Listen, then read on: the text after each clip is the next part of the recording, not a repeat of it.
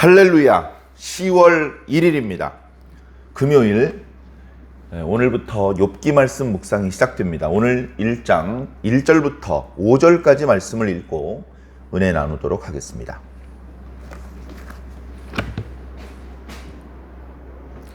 우스 땅에 욥이라 불리는 사람이 있었는데 그 사람은 온전하고 정직하여 하나님을 경외하며 악에서 떠난 자더라. 그에게 아들 7과 딸 3이 태어나니라. 그의 소유물은 양이 7,000마리요 낙타가 3,000마리요 소가 500결이요 암나귀가 500마리이며 종도 많이 있었으니 이 사람은 동방 사람 중에 가장 훌륭한 자라. 그의 아들들이 자기 생일에 각각 자기의 집에서 잔치를 베풀고 그의 누이 3명도 청하여 함께 먹고 마시더라. 그들이 차례대로 잔치를 끝내면 욥이 그들을 불러다가 성결하게 하되 아침에 일어나서 그들의 명수대로 번제를 드렸으니 이는 욥이 말하기를 혹시 내 아들들이 죄를 범하여 마음으로 하나님을 욕되게 하였을까 함이라. 욥의 행위가 항상 이러하였더라. 아멘. 자, 욥기 말씀은 욥에 대한 소개로 시작이 됩니다. 욥 40장이 넘는 결코 짧지 않은 그런 분량을 이렇게 담고 있는 성경인데요. 중간에 보면 이제 뭔가 논쟁을 하는 듯한 그런 대화의 내용들이 대부분을 이루고 있습니다. 그리고 그 내용들은 이렇게 표현 방식이 그냥 대화체라기보다는 마치 시를 낭송하는 것처럼 시적인 어떤 형태를 유지하면서 그렇게 대화가 진행되고 있습니다. 그리고 그 대화라는 것이 뭔가 A, B, C 이렇게 뭔가 진전이 있는 게 아니고 계속 제자리 걸음을 하는 뱅뱅 했던 얘기 또 하고 했던 얘기 또 하는 것과 같은 그런 느낌을 주는 대화가 지리하게 계속 이어집니다. 그래서 보통 우리는 이 욥기 말씀을 별로 재미없는 말씀이다. 이해하기가 쉽지 않다. 왜 성경 한 복판에 이렇게 이해하기도 힘들고 도대체 어떤 메시지가 있기에 이렇게 긴 분량의 성경을 66권 가운데 담고 있느냐? 욥은 도대체 누구냐? 욥은 이스라엘 사람이냐? 아브라함의 자손이냐? 아니면 뭐 예수님의 제자냐? 그런 어떤 여러 가지 생각들이 있죠. 그러나 조금 마음을 가라앉히고 차분하게 우리가 모두 욥기에 대해서 잘 모르잖아요. 욥에 대해서도 부분적으로만 알고 있죠. 이번 기회에 교회에서 욥기 말씀을 부담스럽지 않게 하루에 적게는 5구절, 많게는 10에서 20구절씩 읽으면서 그 내용을 그리고 금방 말씀드렸던 것처럼 기록된 방식이 시적인 방식을 쓰는 부분이 많기 때문에 그 문학적인 어떤 표현 방식 이런 것들과 함께 말씀을 살펴본다면 우리가 굳이 학문적으로 해박해져서 무슨 박사가 될 것은 아니지만 우리가 하나님을 믿는 신앙인으로서 욥기를 통해서 받을 수 있는 은혜, 지혜를 얻을 수 있습니다. 전통적으로 욥기는 시가 문학, 기록 양식으로 보았을 때 시가 문학으로 그렇게 이제 알려져 있고요. 그리고 그 내용은 지혜 문헌, 지혜에 관한 이야기를 해주는 글, 이렇게 알고 있습니다. 지혜 문헌 하면 우리가 잘 알고 있는 것이 잠언서나 전도서 같은 것이 있죠. 거기서 지혜는 여호와를 경외하는 것이다. 그렇게 이야기하고 있잖아요. 더 많은 다른 표현도 할 수 있겠지만 가장 핵심적인, 근본적인 표현. 하나님을 경외하는 것이 지혜의 근본이다. 그것이 지혜 문헌의 어떤 대표적인 주제입니다. 잠언에 대표적으로 그 주제가 잘 나타나고 있죠. 여러 번 반복해 가면서. 그런데 바로 욥기에도 여호와를 경외하는 것이 지혜의 근본이다라는 그런 메시지가 곳곳에 있습니다. 어디에 그 보석이 숨겨져 있는지 말씀을 읽어 내려가면서 한번 찾아보는 것도 재미있고 유익될 것 같습니다. 자, 그렇게 우리가 욥기에 대해서 대충 이해를 해 놓은 다음에 그 다음에 이제 욥에 대해서 좀 살펴보았으면 좋겠습니다. 이제 욥기가 욥기의 이제 주인공인데 계속해서 이제 욥이 등장을 하죠. 그런데 오늘 본문에 보면 욥에 대한 설명이 조금 부실한 거 아닌가? 이런 생각이 듭니다. 보통 성경에 어떤 인물이 나타나면 제대로 그 사람을 소개하자면 어느 동네 사람이다. 그 동네에 따라서 그 사람이 어느 지파 사람인지도 이렇게 예상할 수 있죠. 그 다음에 보통은 누구의 아들이다. 이렇게 표현을 합니다. 누구의 아들이다라는 표현을 하는 이유는 이스라엘 사람들이 즐겨 붙이는 이름이 있어요. 즐겨 붙이는 이름이 있다 보니까 이 사람도 예를 들면 이 사람도 요아스, 저 사람도 요아스란 말이죠. 그러면 이쪽에 사는 요아스하고 저쪽에 사는 요아스를 구별해야 되잖아요. 그러니까 어느 동네에 사는 요아스다. 이렇게 표현하기도 하고 누구누구의 아들 요아스다. 근데 우연히 아버지도 이름이 같으면 어떡합니까? 그런 경우엔 예외적으로 할아버지의 이름까지 이야기를 합니다. 누구의 손자, 누구의 아들, 누구다. 예. 그렇게 소개를 하면 우리는 그 사람에 대해서 분명히 알죠. X, Y축의 좌표에 탁 점을 찍을 수 있을 정도로 이 사람은 이쪽에 살고 있는 누구구나. 그렇게 분명히 알 수 있습니다. 그런데 오늘 욥기를 보면요. 욥이 성경에 상당히 중요한 인물인데 근데 욥에 대한 설명이 너무 부실해요. 1장에 욥에 대한 설명이 이렇게 부실하면 2장이나 3장 어디에 또 욥에 대한 설명이 나오느냐? 안 나옵니다. 그래, 왜 이렇게 욥에 대한 설명이 부실한가? 신비주의인가? 예. 어떤 의미에서 신비주의가 맞죠. 의도적으로 욥이 어떤 사람인지 자세히 보여주지 않는 것입니다. 오늘 말씀에 보면 우스 땅에 살고 있는 욥이다. 이렇게 기록하고 있습니다. 그런데 우스 땅이 어딘지도 오늘날 정확히 알기는 어려운 상황입니다. 다만 뒤에 3절에 보면 이 사람은 동방 사람 중에서 가장 훌륭한 사람이다 라는 표현을 보니 동방 사람이라는 것은 확실합니다. 그런데 성경에서 동방 사람이 오늘날 극동 지역에 해당하는 중국, 한국, 일본 이쪽 지역에 사는 사람이냐? 그건 아니죠. 보통 구약 성경에서 말하는 동방 사람이라고 하는 것은 가나안 땅을 중심으로 동쪽을 말하는 겁니다. 가나안 땅을 중심으로. 우리가 잘 아는 것처럼 가나안 땅 바로 오른편에 요단강이 흐르죠. 요단강 끝에 사해바다가 있고요. 그래, 과거에는 교량이라든가 이런 것들이 발달되어 있지 않기 때문에 계절에 따라서 물이 많으면 그 요단강 좌우가 거의 끊어지다시피 합니다. 그러다가 물이 줄어들고 또는 물이 끊어지면 요단강은 물론 1년 내내 물이 흐르는 강이었죠. 그래, 요단강 좌우가 이렇게 끊어지다시피 하는 그 사람들의 마음 속에서는 자, 그런데 가나안 땅 동쪽이 바로 동방 땅인 거죠. 간단히 말씀드리면. 그래서 가깝게는 모압과 암몬, 그리고 정확히 동쪽은 아니고 동북쪽 아람 땅, 그 다음에 남동쪽의 에돔 땅, 이쪽이 이제 동방입니다. 조금 더 멀게 보면 바벨론 땅, 페르시아 땅이 다 동방이죠. 그래서 신약 성경에도 동방 박사가 아시아에서 극동아시아에서 온 사람들이냐? 그런 건 아니고요. 가나안 땅으로부터 동쪽에. 동방 박사 하면 주로 페르시아 지역에서 온 것으로 그렇게 학자들은 이야기하고 있습니다. 그래서 이 욥기라는 이 인물, 욥이라는 인물, 이 인물이 동방 사람 중에서 큰 사람이라고 했는데 이 욥이 살고 있는 지역은 대체로 에돔 땅 주변일 것이다.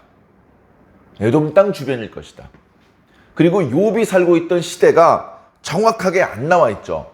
정확하게는 안 나와 있는데 학자들이 이 욥기에 나타나고 있는 지명과 인명들을 미루어서 대략 짐작해 보면 대략 아브라함과 비슷한 시기를 살았던 사람으로 그렇게 말씀하고 있습니다.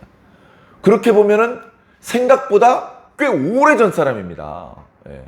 아브라함보다도 아브라함 시대에 살았다면 애굽이 그렇게 초강대국은 아니에요. 예. 그렇게까지 초강대국은 아직 아니고, 그리고 가나안 땅에는 아직 아브라함과 이삭과 야곱이 살고 있는 때 아직 이스라엘 백성들의 땅도 아니고, 그리고 거기에 가나안 사람들이 이제 살기 시작을 했는데 그들의 죄악이 아직은 그렇게 심각한 상황이 아니고, 예를 들면 아직은 아브라함 이전의 어떤 정돈이 덜 되어 있는 그런 시대였다. 그렇게만 이제 우리가 알고 있습니다. 그런데 가만히 말씀을 읽으면서 느끼는 것은 이런 겁니다. 일부러 욥에 대해서 알고 있으면서 성경에 기록하지 않고 계시는구나. 욥의 부모가 누군지도 알고 있고 욥이 사는 동네가 정확히 어딘지 좀 더 자세히 설명할 수 있는데도 그걸 일부러 안 하시는구나. 왜 안 하는가? 욥에 집중시키려고. 욥이 어느 동네 살았는지, 어느 시대 살았는지, 어느 가문 사람인지 그런데 한눈 팔지 말고 욥만 봐, 욥만. 욥이 대충 동방 사람이라고 했는데 이 욥이 겪었던 일은 그 욥이 살고 있는 동네 사람들만 경험하게 되는 특별한 일이 아니야. 모든 하나님의 백성들이 겪을 수도 있는 일이야. 우리 모두가 알고 있어야 되는 일이야. 라는 그런 메시지를 주기 위해서 일부러 욥에 대해서 자세히 보여주지 않고 계신 것입니다. 그래서 우리는 이 욥기를 읽으면서 남의 이야기, 옛날 이야기, 먼 나라 이야기라고 생각하지 마시고 나도 욥과 비슷한 상황이 될 수도 있겠구나라는 것을 반드시 기억을 해야 됩니다. 뭐든지 마찬가지입니다. 성경을 읽을 때도 그렇고요. 교회에서 목사님한테 설교 말씀을 들을 때도 그렇고요. 저 이야기는 내가 아니고 저 옆에 있는 저쪽에 앉아있는 집사님에게 주시는 말씀이구만, 이렇게 느끼면 은혜가 하나도 안 됩니다. 이 말씀은 나한테 주시는 말씀이 아니고 저쪽에 앉아 계신 권사님한테 하시는 말씀이구만, 이렇게 느껴지는데 말씀에 감동이 되고 눈물이 나겠습니까? 아이고, 하나님께서 어떻게 하시고 나에게 해당되는 말씀을 이렇게 주시나. 그렇게 느껴야 가슴이 뜨거워지고 하나님 앞에 머리를 숙이게 되고 하나님을 경외하게 되고 은혜가 되는 것 아니겠습니까? 자, 욥기 말씀도 바로 나의 이야기라는 것을 꼭 기억해 주시기를 부탁을 드립니다. 자, 1절에 욥의 배경에 대해서는 별다른 소개가 없지만 욥의 성품에 대해서는 자세히 소개하고 있습니다. 살펴보면 4가지 말로 설명을 하고 있는데요. 첫 번째, 온전한 사람이다. 두 번째, 정직한 사람이다. 세 번째, 하나님을 경외하는 사람이다.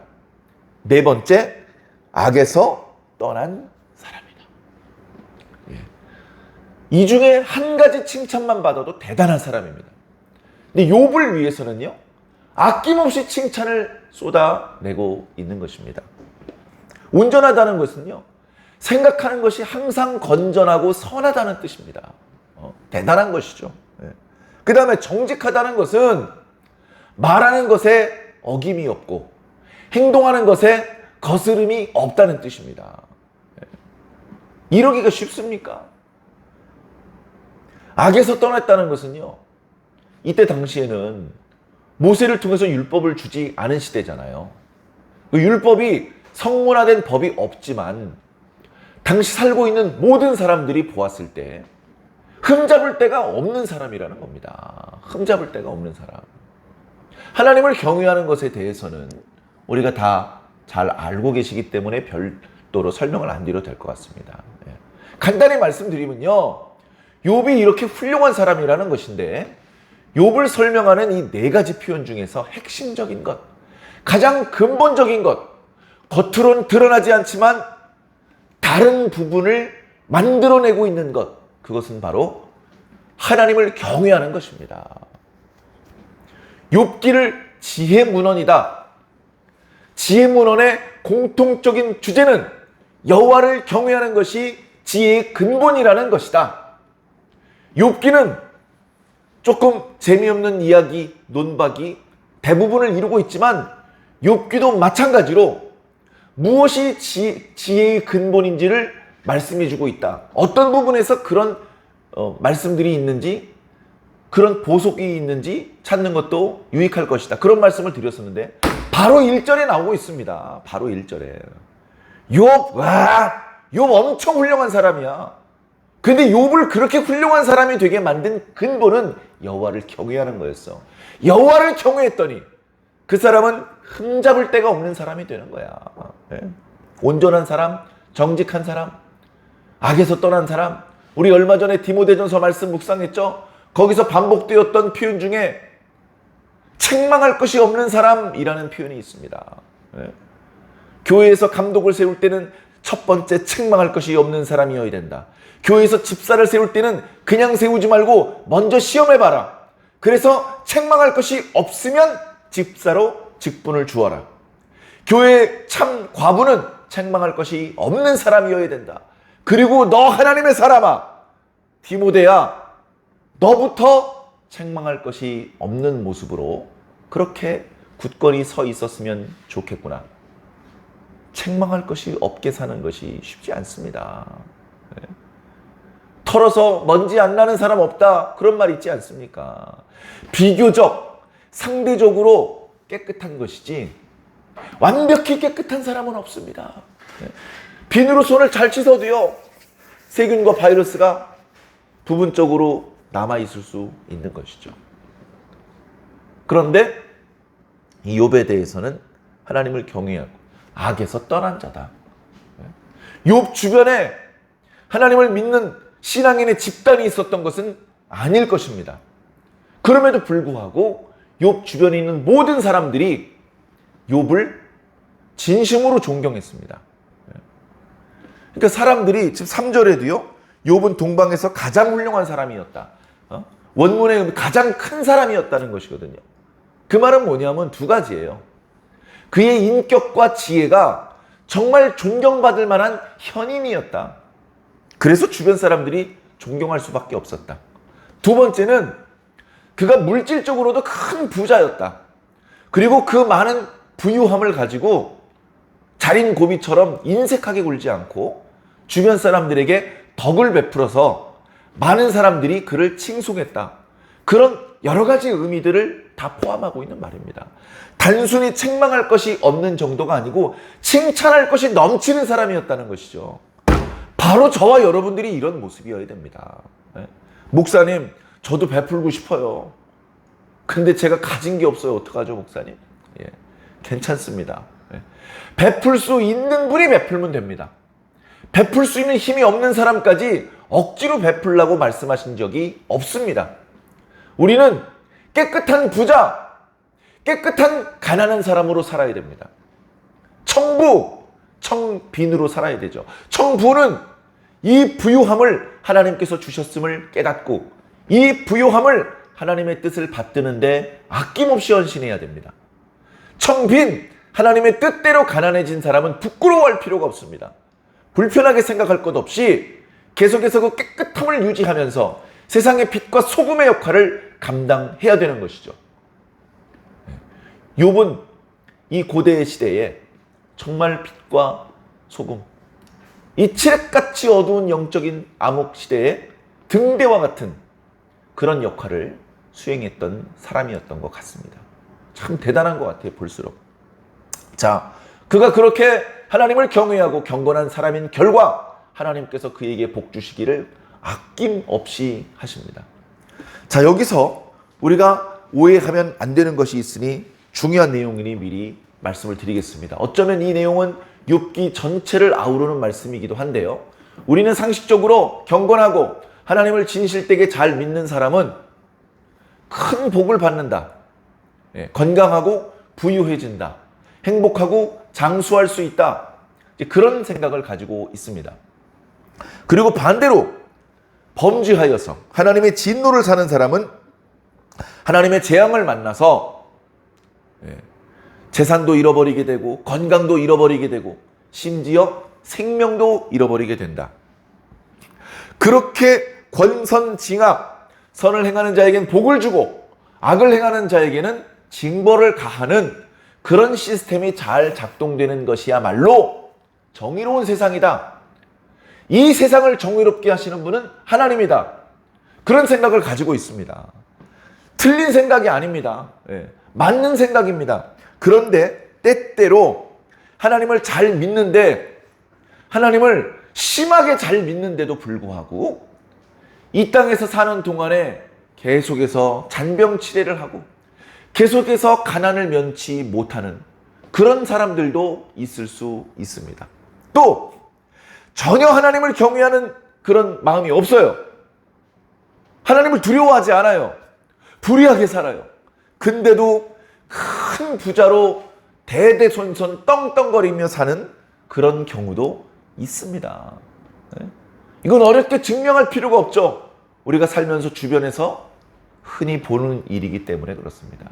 어떨 때는 거꾸로 하나님을 잘 믿을수록 가난한 것 같고, 하나님을 잘 믿지 않고 부정직하게 살수록 세상에서는 더 큰 분자가 되기 쉬운 것 같은 그런 정의롭지 못한 세상이라는 것을 우리가 느끼면서 혀를 차고 있을 때도 많이 있습니다.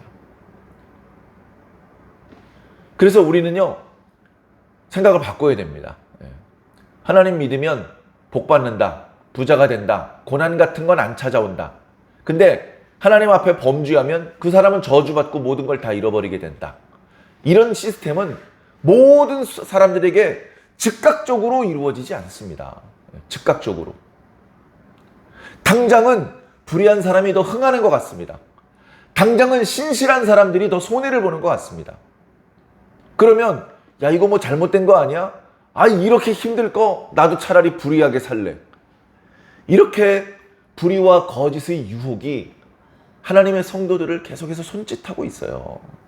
자, 그런데 분명한 것은 최종적으로 행복할 수는 없다는 겁니다. 불의하게 살면서 최종적으로 행복할 수는 없다. 선하게 살면서, 정직하게 살면서 최종적으로 불행하게 되는 사람은 한 명도 없다. 행복이라고 해서 내 통장에 잔고에 현찰이 잔뜩 박혀 있어야 그게 행복입니까? 행복은 물론 물질도 필요할 때가 있지만 근본적으로 내 마음의 만족입니다. 후회 없이 살았구나. 부끄러움 없이 살았구나. 그런 분명한 스스로의 깨달음이 있을 때 느끼는 그런 수준 높은 행복입니다. 그런 행복은 하나님을 정직하게 섬겼을 때만 느낄 수 있는 행복입니다. 하나님 앞에 부끄럽지 않아야 됩니다. 자, 욥은 그렇게 하나님 앞에 경건하게 살았고 2절에 3절에 보니까 엄청나게 축복을 받았습니다. 아들과 딸을 합하여 10명의 자녀를 두었습니다. 그리고 양이 7,000마리입니다. 한 70마리만 있어도 적은 게 아니거든요. 700마리면 큰 부자입니다. 7,000마리면 상상을 할 수 없는 큰 부자입니다. 아니, 양이 이렇게 많은데 염소는 어디 갔죠? 여기 양이라는 표현은요, 양과 염소를 아울러서 조그마한 크기의 가축을 다 아우르는 그런 표현입니다. 어쨌든 7,000마리면 어마어마한 것이죠. 그리고 낙타 3,000마리. 두 개 합하면요 벌써 10,000마리입니다. 예? 엄청나죠? 그리고요, 소가 500결이, 암나귀가 500마리. 합하면 벌써 1,000마리입니다. 예? 소를 500마리가 아니고 500결이라고 한 걸 보니까 더 많아요. 소는 양하고 비교할 수 없이 값어치가 나가는 거 잘 아시죠? 욥은요, 그 재산을 다 계산해내기 어려울 정도로 큰 부자입니다. 가축들이 그렇게 많은데 그 가축들을 아들 7명 끌고 나가서 다 관리할 수 있겠습니까? 그러니까 그 집에는요, 종들도 엄청나게 많아요. 요즘 말로 말하면요, 짐승들을 많이 기르고 있는 큰 농장의 사장님, 회장님입니다. 그 회사에 고용된 직원들도 아주 많아요. 그런데 하는 일들마다 잘 돼. 점점점 그 짐승들의 마리수가 증가하고 그가 운영하는 농장이 점점 넓어지고 그가 고용하는 종들의 숫자가 점점 많아집니다. 아니 왜 이렇게까지 복을 받지? 1절에 다 설명했잖아. 1절에. 욥은 온전하고 정직하며 하나님을 경외하고 악에서 떠난 사람이야. 그러니까 이렇게 복을 주시지. 복을 주셔도 감사.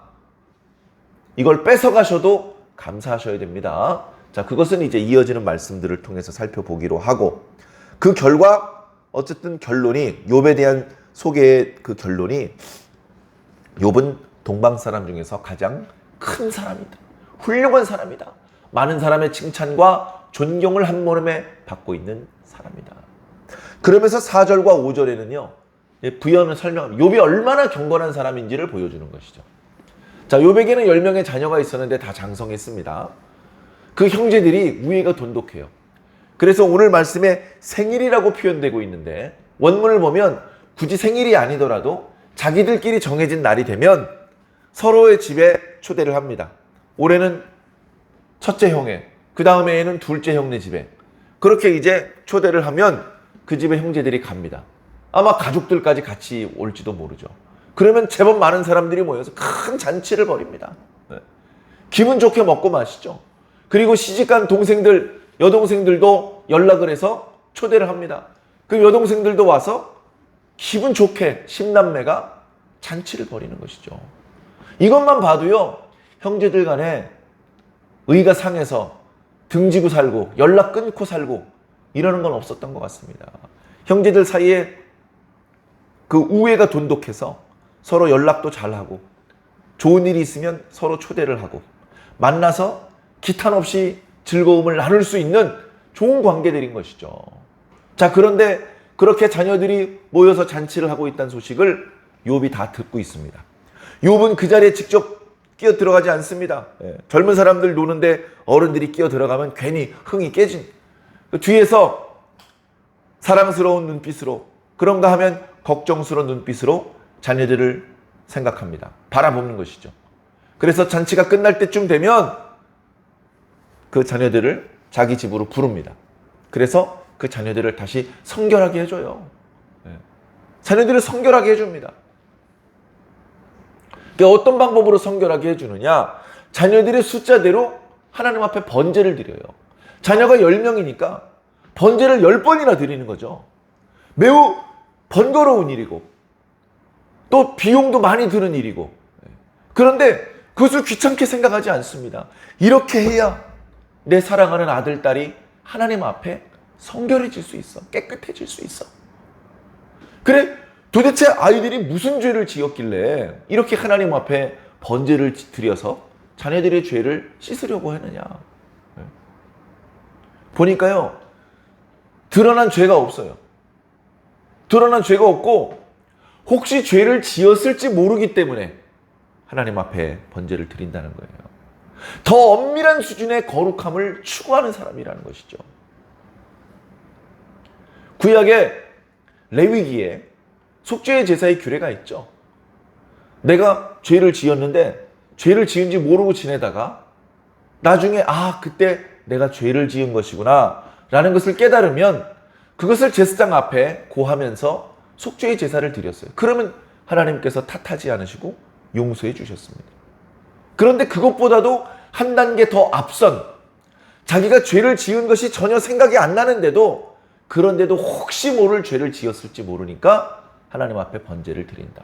번제를 드린다고 했을 때 정해진 성막도 없었고 또 짐승을 어떻게 잡고 뭐 피를 어디다 뿌리고 그런 규례는 없었지만 하나님을 생각하는 마음으로 그렇게 하나님께 제사를 드렸던 것입니다. 그러니까 이 하나님을 섬기는 신앙이 아브라함과 이삭과 야곱과 그의 자손들에게만 독점된 것이 아니고, 알려져 있지는 않지만 아브라함의 자손들을 벗어나서도 욥이라든가 전에 언제 말씀드렸던 것처럼 모세를 도와주었던 겐족 속 사람들이라든가 이런 사람들을 통해서 하나님께 대한 신앙이 조금 흐리게나마 이어지고 있었다는 것을 우리는 기억해야 됩니다. 아브라함이 경배를 드렸던 멜기세덱이라는 제사장도 있었고요.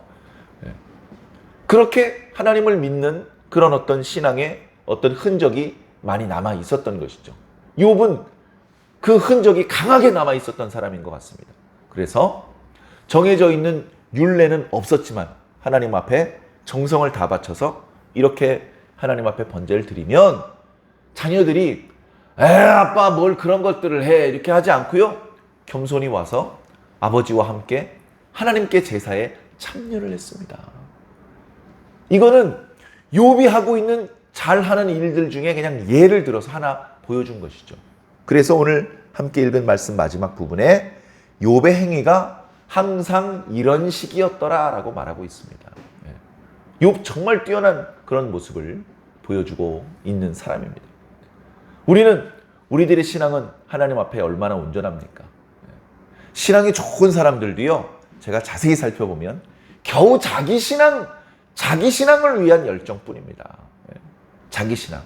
자기가 믿음이 뜨거운데 자기 아내에게도 그 신앙을 전수를 못 해줘요. 자기 남편을 이 신앙의 세계로 이끌어내지 못해요. 자녀는 마음대로 될 것 같습니까? 내가 하나님을 이렇게 잘 믿으니까 남편은 모르겠지만 자녀만큼이라도 내가 신앙을, 좋은 신앙의 유산을 물려줘야지. 한번 해보세요. 안 됩니다. 그나마 어렸을 때는 주일학교 예배 따라가죠. 청소년기만 돼도 잘 말을 듣지 않습니다. 정말로 은혜가 그 속에 들어가서 성령님께서 그 아이의 마음을 감동해 주지 않으시면 부모의 의지만 가지고 자녀를 빠짐없이 예배에 참석시키고 하나님의 말씀을 묵상하고 순종하는 삶을 살게 만들지 못합니다. 자기 몸뚱이도 다스리기 어려운데 자녀들을 부모 입맛대로 그렇게 신앙인으로 길러낼 수 있나요? 하나님께 맡길 수밖에 없는 것입니다. 오늘 우리들의 모습을 돌아본다면 욥의 모습은 너무나도 이상적이고 완벽에 가까운 모습입니다. 하나님 앞에 완벽이란 건 있을 수 없지만 사랑하는 성도 여러분, 그래도 우리들의 신앙의 모습이 이 욥의 모습에 근접할 수 있도록 좀 더 분발할 필요는 있는 것 같습니다. 제가 어저께 어떤 집사님을 만나서 이제 여러 가지 친교를 나누고 대화를 나누었는데요. 그 집사님이 뜻밖의 이야기를 합니다. 우리가 신앙은 이단 다니는 사람들처럼 해야 된다고. 깜짝 놀랐어요. 오해하지 마시라고 하면서 설명을 하는데 이단 교리를 믿으라는 것이 아니고 이단에 빠진 사람들처럼 열정적으로 신앙을 해야 된다는 겁니다. 이단에 빠진 사람들을 보면요, 정말로 열심히 헌금합니다. 10의 1조만 헌금하는 게 아니에요. 더 많이 헌금을 하면서도 아까워하지 않습니다. 그리고 정말 열심히 기도합니다. 정말 열심히 성경을 읽습니다. 정말 열심히 봉사하고 전도합니다. 그런데 그런 잘못된 교훈을 따르는 사람들도 그렇게 열정적인데 참 복을 만난 오늘 저와 여러분들은 얼마나 열심을 내고 있습니까? 얼마나 열심히 기도하고 있으며 얼마나 열심히 말씀을 공부하고 있으며 얼마나 열심히 전도하고 봉사하고 있습니까? 정말 부끄러운 수준입니다. 핑계를 대고 불평을 하는 데는 선수인데 자기 희생을 하고 양보를 하고 오직 주님을 위해서 일을 하는 데에는 상당히 인색한 모습을 보이는 경우가 많지 않습니까? 욥의 모습을 보면서 욥기를 묵상해 나가면서 우리 자신의 온전하지 못한 신앙을 반성하고 더 온전한 신앙인의 모습으로 자신을 세워나가게 되시기를 주님 이름으로 간절히